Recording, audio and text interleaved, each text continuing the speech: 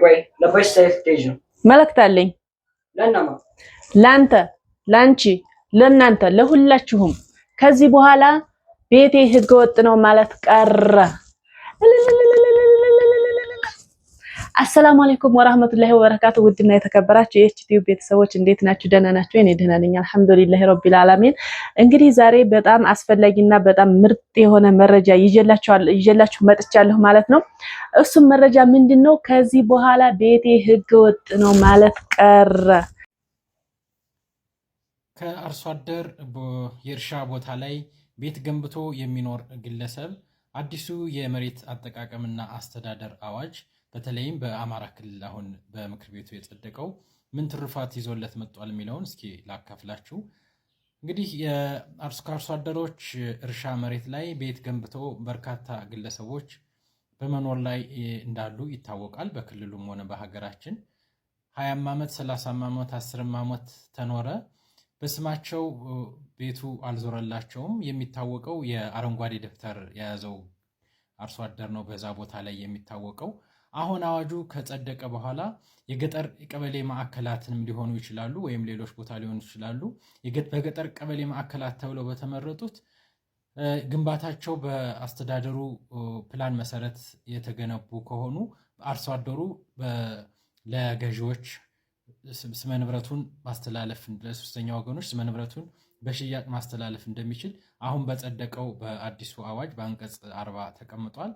ሌሎቹንም በተመለከተ ቢሆን በሽያጭ መሬቱን ገዝተው ቤት እየሰሩ ያሉት ግለሰቦች ስመ ንብረቱ እንዴት ነው ሊዞር የሚችለው? ይህ አዋጅስ ምን ትሩፋት ምን ጥቅም ይዞላቸው መጥቷል የሚለውን ስናይ አዋጁ አሁን ከጸደቀ በኋላ ወደ ተግባር ይገባል።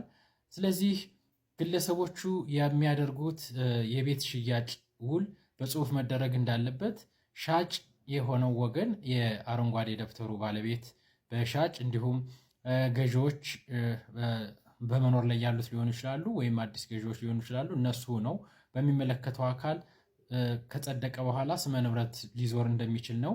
ነገር ግን ይህ አዋጅ ማለትም አርሶ አደሮች በእርሻ መሬታቸው ላይ የሰሩትን ቤት ለሶስተኛ ወገን በሽያጭ ማስተላለፍ እንደሚችሉ መብት የሰጣቸው አዋጁ የጸደቀው አሁን ስለሆነ የሽያጭ ውሉም መደረግ ያለበት ቀኑ ከተፈቀደላቸው ጊዜ ጀምሮ ማለትም አዋጁ ከፈቀደበት ጊዜ ጀምሮ ለምሳሌ በዝክረ ሕግ ሰሞኑን ታትሞ ይወጣል የአማራ ክልል የዚህ አዲሱ የመሬት አጠቃቀምና አስተዳደር አዋጅ በዚህ በታህሳስ ወር 2018 በዝክረ ሕግ ታትሞ ከወጣበት ጊዜ ጀምሮ ወደ ተግባር ስለሚገባ የሽያጭ ውላችሁም በዚሁ ጊዜ ሊሆን እንደሚገባ 20 ዓመት 30 ዓመት በመኖር ብቻ ስመ ንብረት ሊዞር እንደማይገባ እንድታውቁት ነው። እስካሁን ድረስ የገጠርም ሆነ በከተማ አካባቢም ሆነ በገጠር ህገወጥ ቦታ ገዝታችሁ ህገወጥ ቦታ ለገዛችሁ ቤት ለሰራችሁ የእርሻ መሬት ገዝታችሁ ቤት ለሰራችሁ ህገወጥ ቤት ለሰራችሁ ቦታም ሆነ ቤትም ሆነ ለሰራችሁና እንደገና ደግሞ በተለያየ ምክንያት ከሀገር ወጣችሁ ውርስ ምናምን የገጠር መሬት የእርሻ መሬት መውረስ የምትፈልጉ አትወርሱም ተብላችሁ ካሁን በፊት የተባላችሁም ካላችሁ መውረስ ካሁን በኋላ የምትፈልጉም ካላችሁ እንግዲህ የአማራ ክልል የመሬት አስተዳደር ማለት ነው አዲስ ህግ አውጥቷል። አማራ ክልል ስለ መሬት አዲስ ህግ አውጥቷል ማለት ነው። እና ይህም ህግ ምንድነው? የእርሻ መሬትም መንግስት ሰራተኛም ሆነ ከአካባቢው የለቀቀ የሄደ ነጋዴ መንግስት ሰራተኛ የሆነ ነጋዴ የሆነ ማንኛውም ሰው ባለመሬቱ ባለይዞታው ባለደብተሩ ወዶ ፈቅዶ እስከሰጠው ድረስ እስካወረሰው ድረስ እንትን ማለት ይችላል፣ መስጠት ይችላል፣ ማውረስ ይችላል። ይሄኛውም መውረስ ይችላል መብቱ ነው ብሎ አዲስ ህግ አሁን በታህሳስ ወር 2018 ዓመተ ምህረት የወጣ አዋጅ አለ። በአማራ ክልል የወጣ አዋጅ አለ ማለት ነው። እና ይሄን አዋጅ ለሁሉም እንዲዳረስ ላይክ፣ ሼር፣ ሰብስክራይብ እያደረጋችሁ ሼር አድርጉላችሁ። ሁላችሁም በየቻናላችሁ ላይ ሼር አድርጉልኝ ቪዲዮውን ሁላችሁም እንድትጠቀሙበት ማለት ነው። እና ህገወጥ ቤት የሰራችሁ ደግሞ እስከዛሬ ድረስ ስማችሁ በእናንተ አልዞረም። እስካሁንም በባለመሬቱ በባለይዞታው ስም ነበረ እስካሁን እየተጠቀምን የነበረው ማለት ነው።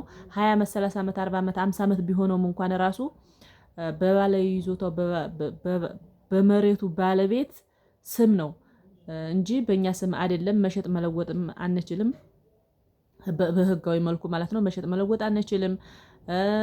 ካርታና ፕላን የለንም። የተለያዩ መሰረተ ልማቶች የሉትም። ነገ ዛሬ ይፈርሳል በማለት በስጋት ላይ ነን አይደል እንደ ያለ ነው። ስለዚህ ይህን የሻረ አዋጅ መጥቶልናል። በጣም አስፈላጊ የሆነ አዋጅ ነው እና ይህ አዋጅ ካርታና ፕላን ይሰጠናል። ህገወጥ የገዛን ማለት ነው። ህገወጥ የገዛችሁ እህቶቼ፣ ወንድሞቼ ሁላችሁም ቤት የሰራችሁ፣ ቤት ያልሰራችሁም ደግሞ ቶሎ ስሩ። ቤታችሁን ቶሎ ስሩ። ቦታ ገዝታችሁ ያስቀመጣችሁ ካላችሁ ቶሎ ስሩ ማለት ነው። ይሄ በጣም አስፈላጊ የሆነ መረጃ ነው። ቶሎ ቤታችሁን ሰርታችሁ ካርታና ፕላናችሁን አውጥታችሁ በስማችሁ እንድታዞሩ ማለት ነው። አሁን አዲስ የወጣው አዋጅ በስማችሁ እንዲዞርላችሁ ያ ባለደብተሩ ባለመሬቱ ሰውዬ ወደ እናንተ የማዞር መብት ተሰጥቶታል፣ ተፈቅዶለታል።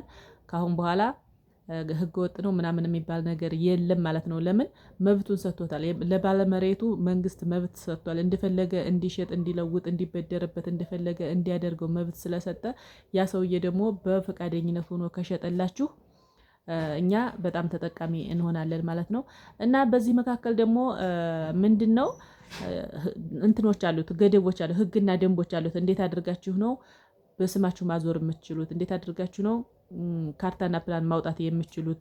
ከሰውየው ከባለ ይዞታው ደግሞ ወደ እናንተ የሚመጣላችሁን ወደ እናንተ ስም እንዲዞርላችሁ የምታደርጉት እንዴት አድርጋችሁ ነው የሚለው መስፈርቶች አሉት ማለት ነው።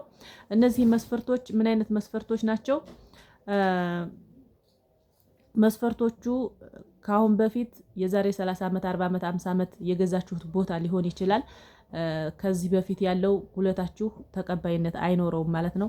ተቀባይነት የሚኖረው መቼ ነው? ከትሳስ 2018 ከትሳስ 2018 ከዘንድሮ ማለት ነው። ከትሳስ 2018 ዓመተ ምህረት አዋጁ ከወጣበት ጊዜ ጀምሮ ወደዚህ ያለውን ነው በደንብ አድርጎ የሚቀበለው ማለት ነው። ስለዚህ ምን ማድረግ ትችላላችሁ እናንተ? ከባለ ይዞታ ከመሬቱ ባለቤት ማለት ነው፣ ከገዛችሁበት ሰውዬ ከቤቱ ባለቤት ወይም ከቦታው ባለቤት ውለታችሁን ታድሳላችሁ ማለት ነው። የተዋዋላችሁበትን የተፈራረማችሁበትን ፊርማችሁን በዘንድሮ ዓመት እንደገዛችሁ አድርጋችሁ ማደስ ትችላላችሁ ማለት ነው። ውለታችሁን አድሳችሁ ፊርማችሁን አድሳችሁ ከትሳስ 2018 ዓመተ ምህረት ወዲህ ነው የገዛሁት ብላችሁ ውለታ እንዳድስ ተዋውላችሁ ተፈራርማችሁ ቤታችሁን ህጋዊ ማድረግ ትችላላችሁ። ስለዚህ ቪዲዮ፣ ስለዚህ ሀሳብ፣ ስለዚህ አዋጅ በደንብ አድርጎ የሚያብራራ ቪዲዮ ደግሞ ከኔ በበለጠ ይዤላችሁ መጥቻለሁ እንድታምኑ ማለት ነው። ይሄ እንደ ቀልድ የሚታይ ነገር አይደለም። ሼር፣ ሰብስክራይብ፣ ላይክ እያደረጋችሁ ሁላችሁም ላልደረሰ አዳርሱልኝ ማለት ነው። ቀጥታ ወደ ቪዲዮ እንሄዳለን። የገጠር መሬት ውርስን በተመለከተ አሁን ላይ ተፈጻሚነት ያለው የፍትሐ ብሔር ህጉ እንጂ ቀደም ሲል ክልሎች ሲመሩበት የነበረው የክልሎች የመሬት አስተዳደር ህግ አይደለም። አንድ ክልሎች በተለይ አማራ ክልል አዲስ ህግ አልወጣም በሚል አሁንም እየፈጸመ ያለው ቀደም ሲል በክልል ደረጃ የነበረውን የገጠር መሬት አስተዳደርና አጠቃቀም አዋጅን ነው። ይሄ ስህተት ነው። 8/2016 ዓ.ም የወጣው የገጠር መሬት አጠቃቀምና አስተዳደር አዋጅ እኮ በግልጽ የገጠር መሬት ውርስን በተመለከተ ከዚህ በኋላ ተፈጻሚነት ያለው የፍትሐ ብሔር ህጉ ነው አለ። ይሄ ማለት ማንኛውም ተወላጅ ያለምንም ልዩነት የመውረስ መብት አለው። የገጠር መሬት እንደ ማንኛውም የውርስ ንብረት ይወረሳል አለ። ስለዚህ ለምንድን ነው የገጠር መሬትን በተመለከተ የገጠር መሬት ውርስን በተመለከተ ክልሉ አዲስ ህግ አላወጣም የሚል መልስ እንዴት ይሰጣል ነው? በክልል ደረጃ ለምንስ ያወጣል ነው? በቃ የፍትሐ ብሔር ህጉ እኮ አለ፣ ይሄ ህግ ተፈጻሚነት ይኖረው አለ በግልጽ።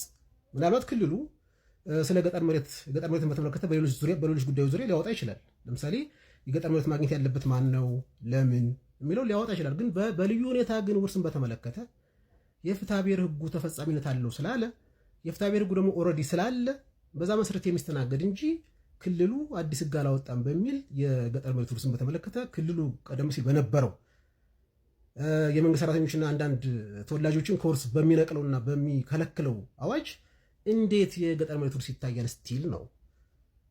እንዴት ላውጣ ሲል የገጠር መሬት ውርስን በተመለከተ አዲስ ህግ ማውጣት ይችላል ወይ ነው? ኦልሬዲ የፍትሐ ብሔር ህጉ ተፈጻሚነት ይኖረው ብሏል። በቃ መንግስት ሰራተኛም ሆነ የትም ይኑር ምንም ይሁን ይውረስ ብሏል ያለምንም ልዩነት።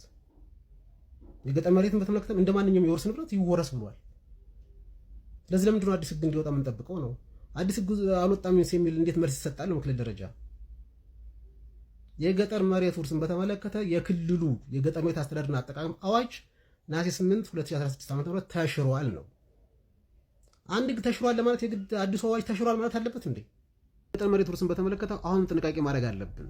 ልብ በሉ ሟች የሞተው ከ2016 ነሐሴ በፊት ቢሆንና ሟች ሲሞት ደግሞ ልጁ ተማሪ ቢሆን ደግሞ ተማሪ የነበረ ቢሆን ነገር ግን አዲሱ የገጠር መሬት ከመውጣቱ በፊት ከነሐሴ 8 2016 በፊት ደግሞ መንግስት ሰራተኛ ቢሆን የሟች የገጠር መሬት ውርስ አዲሱ ህግ ማለትም ነሐሴ 8 2016 ድረስ ክፍፍል ያልተደረገበት ከሆነ የውርስ ጥያቄ ያልቀረበበት ከሆነና የውርስ ጥያቄው የቀረበው አዲሱ የገጠር መሬት ማለት ነሐሴ 8 2016 ከወጣ በኋላ ከሆነ ይሄ ልጅ የአባቱን የገጠር መሬት ይወርሳል። አሁንም መንግስት ሰራተኛ ሆኖም ከ2016 በፊት መንግስት ሰራተኛ ቢሆንም ምንም እንኳ የውርስ ጉዳይን በተመለከተ ተፈጻሚነት ያለው ሟች ሲሞት በስራ ላይ የነበረ ህግ ቢሆንም ሟች ሲሞት ይሄ ልጅ ተማሪ ነበር፣ በሂደት መንግስት ሰራተኛ ሆነ። ነገር ግን አዲሱ የገጠር መሬት ህግ ከሚወጣበት ድረስ የሟች የገጠር መሬት ውርስ አልተደረገም፣ አልተከፋፈለም። ስለዚህ የውርስ ጥያቄው አዲሱ የገጠር መሬት ከወጣ በኋላ ከነሐሴ 8 2016 በኋላ ከተነሳ ክርክር ከተነሳ ተፈጻሚነት ያለው አዲሱ የገጠር መሬት ህግ ነው። ሁሉንም ተወላጆች በኩል አይን የሚያየው የመንግስት ሰራተኛ የለ ሀብታም የለ ምን የለ በኩል ይውረሱ ብሎ የፈቀደው ህግ ነው ተፈጻሚነት የሚኖረው። ነገር ግን ሟች ሲሞት ተፈጻሚነት የነበረው ህግ የመንግስት ሰራተኞችን የሚከለክለው ህግ ነው ብለን ይሄ ልጅ ደግሞ ከነሐሴ 8 2016 በፊት መንግስት ሰራተኛ ነበር ብለን የገጠር መሬት ሊወርስ አይችልም ብለን ወደ ኋላ ተመልሰን ልንከለክለው አንችል።